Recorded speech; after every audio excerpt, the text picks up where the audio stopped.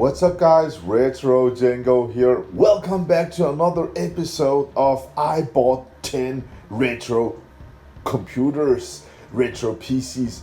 This is episode 6. This one started up a bit different. Usually I showed the cabinet, I showed the case, but this time the case is just amazing. I opened everything up, removed the dust, powered the PC on. It didn't work the proper way. First thing I found out about, the cooler for the PSU didn't work. It worked, but it turned too slow and I was like, junk. It had this one. This one even ran worse. It was on the side. Junk. It had two identical RAM blocks that was called 128 megabyte SD-RAM PC133. One of them worked great. This one, when I install it, it will boot up, it will count 256 RAM, but it will give issues. Now it's gone, and I inserted a 64 megabyte and kept the 128, and now it runs rock solid. The hard disk,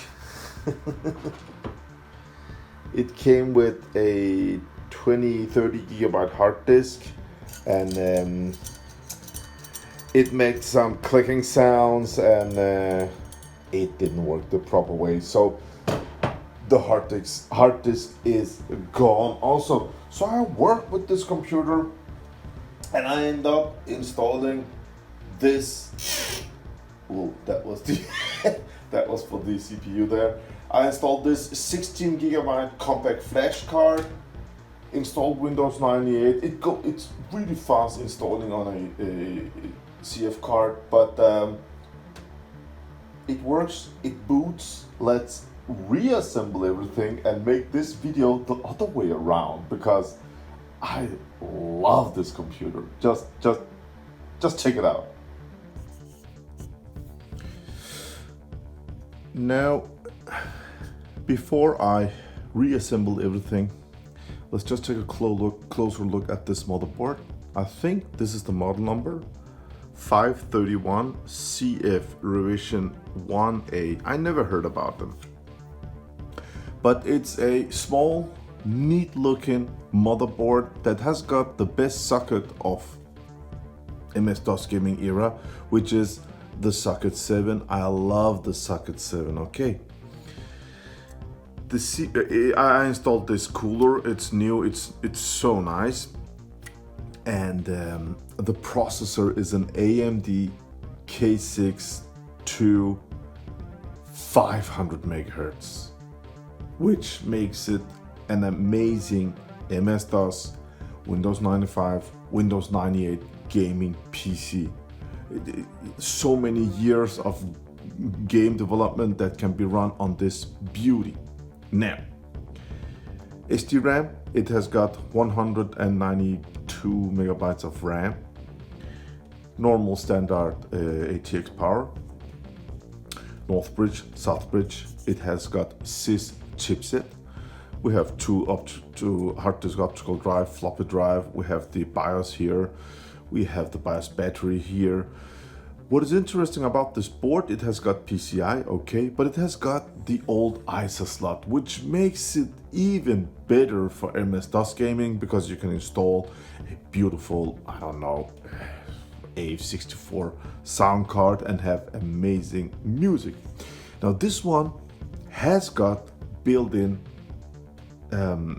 sound card, which is called CMI 8738 PCI-6S HRTF audio com. So My guess is that this sound card is amazing for Windows 95, 98, but I'm not sure that it's compatible with MS-DOS gaming. So this computer, if I want to play DOS games, I'm gonna install one of my sound cards. Other than that, it has got, sound, joystick, COM port, parallel port, VGA port. So everything's just built in. Oh, 64 megabytes of RAM. USB, of course, for 500 megahertz. It's nice. You can use USB to get some new games files from your main PC and just over here and copy them over. Makes it so much easier. And the old PS2 connectors over here. So all in all, it's just top notch from 1990 to 2000. So 20 years of gaming can be experienced with this board. Of course, I don't know about the VGA. I don't think it has got 3D. Then you can install a PCI graphic card. But I have this retro channel, and most of you viewers, you like the old stuff. So don't you agree? Isn't this a great, neat board? I think it's a winner. Yes. All right, the motherboard is in place. Of course, the PSU is in place. I have found out about the power button works. Let's try to reset. It's over here. Yes, works. The power on LED is on, but I have to find out about the hard disk reading indicator. Other than that, it's going well. And again, I love this case. We have got an AMD K6-2, 500 megahertz, 196 megabyte SD RAM with 8 megabyte graphic card. Isn't that great? So in here you can install your hard disk if you want to use that instead of one of these cards that I use. And then you have got this little thing you can press down here, and I mean this cabinet is this case is just incredible. And you put in a screw here, and it's no, you don't even need to put a screw in there, but it's a security lock.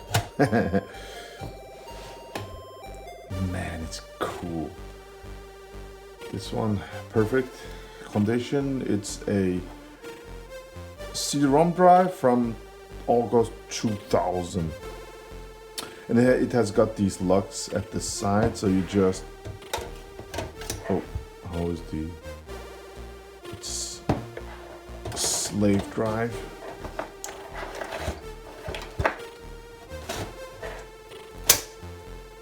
How cool is that? And this one should be master. And it is. We have got a Ricoh from February 2001 CD-ROM burner. Oh man, I remember these Ricoh drives. The HP, I was a computer seller back then, and we had no-name CD writers. We had HP that was really respected, and then we had Plextor and Plextor CD-ROM burners. Plextor, they were amazing. The pro copiers that sold games had only Plextor. Plextor was just sent by God. And then Ricoh came to the market and had 30% cheaper than Plextor, and we didn't know about this company, but Ricoh, it just won our hearts because it was just so good. I hope it works fine. I'm not sure. I have installed Windows, but I haven't burned anything with it, but it is what it is. But yeah, this case, it's an amazing case. It has got this click system that I just enjoy, guys. Everything should be installed now. The only thing I'm thinking about is this compact ID to compact flash card here. The power, I don't know if the case can close with this one so high, but I'm gonna check it out. Just a final check, does it work, does it boot? The LED indicator at front for the hard disk, as you can see, it blinks here. At the back side on this one, it has got a red LED. We're gonna take a closer look at that. Both blinks at the same time, gives real nice effects, so yeah. So we have no BIOS errors and it just boots up in Windows. So let's just assemble rest of the case and take a closer look at the front and the back.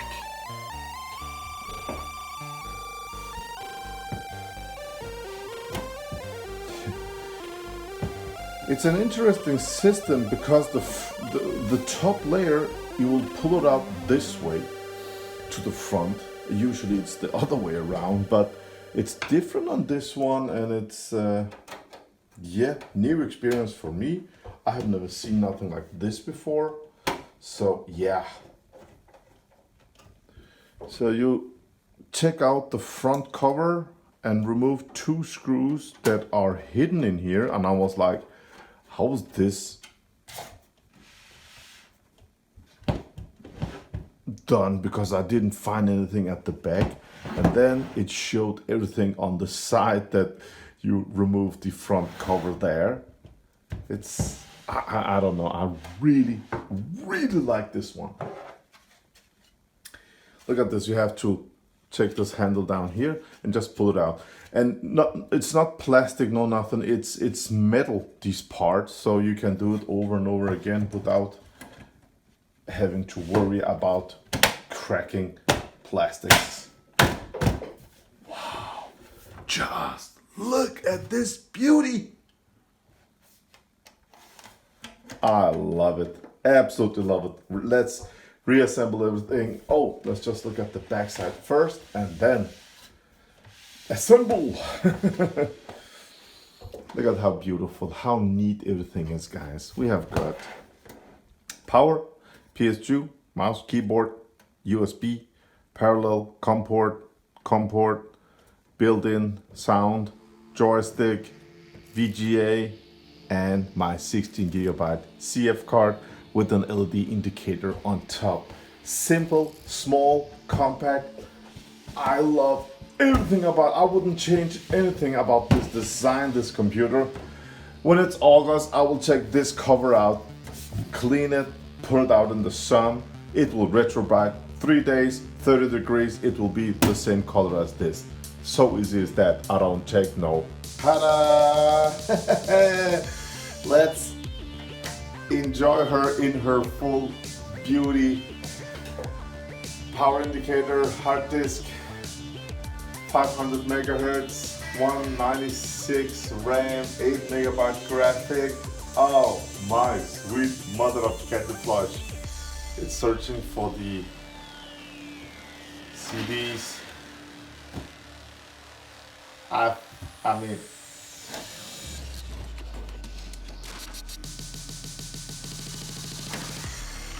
boot from CD failed, of course. Yeah, look at this, guys. Oh, my table is very dirty, but this is a workstation, so it is what it is.